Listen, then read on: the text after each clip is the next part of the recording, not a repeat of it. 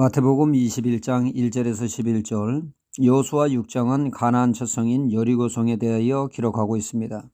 그 성을 정복할 때 전리품을 하나님께 드리라고 하셨습니다. 이는 첫 열매로 하나님께 드리라고 하는 뜻이죠. 만약 이를 어기는 자에게는 재앙이 임할 것을 경고하셨습니다.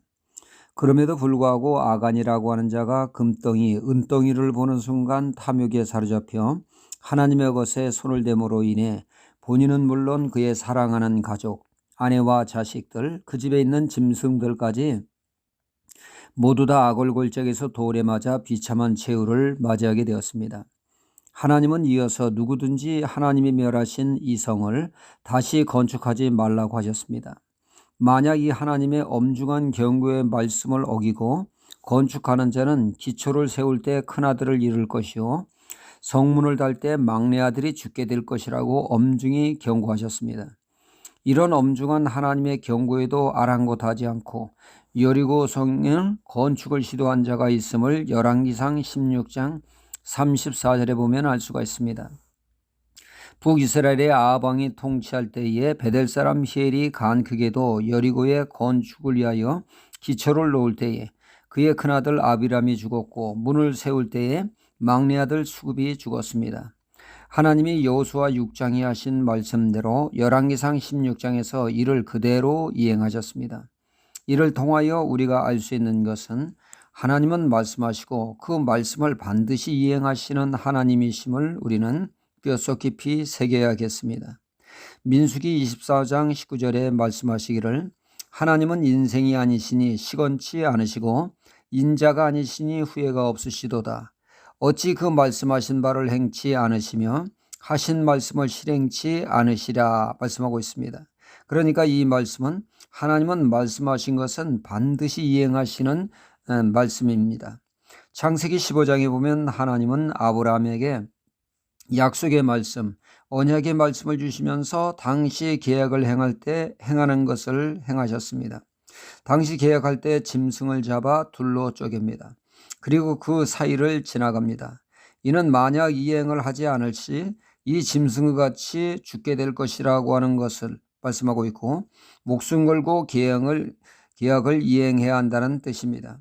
하나님이 아브라함에게 말씀을 하시고 하나님이 그 쪼갠 짐승 사이로 지나가셨습니다. 이는 하나님이 생명을 걸고 말씀대로 이행하시는 하나님이심을 보여주신 것입니다. 성부 하나님께서 말씀하신 것, 성자 예수님이 이루셨습니다. 목숨 걸고 말이죠. 하나님은 스가랴서 9장 9절에 예수님이 나귀 타고 오실 것을, 그것도 어린 나귀를 타고 오실 것을 말씀하셨습니다. 예수님이 친히 어린 나귀를 타심으로 예루살렘에 입성하심으로 인해서 예수님은 하나님의 하신 말씀을 이루셨습니다. 어린 나귀를 타심은 그 이유는 첫째로 주님이 겸손의 왕이심을 드러내십니다. 하나님의 말씀에 절대 순종하시는 겸손하신 분임을 뜻합니다. 둘째는 평화의 왕이십니다. 세상의 왕은 백마를 탐으로 힘과 권세와 권위, 위험 있는 정복의 왕이라면 주님은 이 세상에 평화를 주시기 위하여 오신 분임을 알려주고 있습니다. 전쟁과 불화가 만연한 이 세상에 진정한 평화를 주시기 위해서 오신 왕이신 것입니다.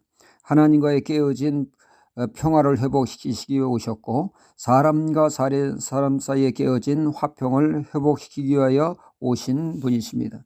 셋째로 평강의 왕이심을 나타내 보여주시는 것입니다. 예수님이 힘없는 어린 나귀를 타심은 이 평화를 어떻게 이루실 건가를 잘 보여주고 있습니다.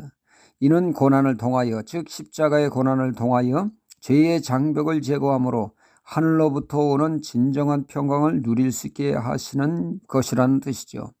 문제 많고 탈 많은 이 세상에서 하나님이 주시는 평강으로 하나님과 원만한 관계를, 사람과 사람 사이 원만한 관계로서 이 땅에서 천국을 누리고자 하시는 것입니다. 하나님은 이처럼 말씀을 하시고 이루시는 말씀의 하나님이요 말씀의 주님이십니다. 롯의 사위는 말씀을 가벼운 농담으로 여겼다가 스스로 화를 자초했습니다. 롯의 부인도 하나님의 말씀을 대수롭지 않게 생각하고 행동하다가 졸지에 소금 기둥이 되었습니다. 우리는 하나님의 말씀을 두려움과 떨림으로 하나님의 음성으로 듣고 그 말씀에 적극 순종하는 삶을 통하여 우리에게 말씀하시고 그것을 이루시는 역사를 삶 가운데 체험하는 하나님의 사람이 되어야 되겠고, 말씀을 사랑하며 늘 가까이 하는 말씀의 사람이 되어야겠습니다. 할렐루야.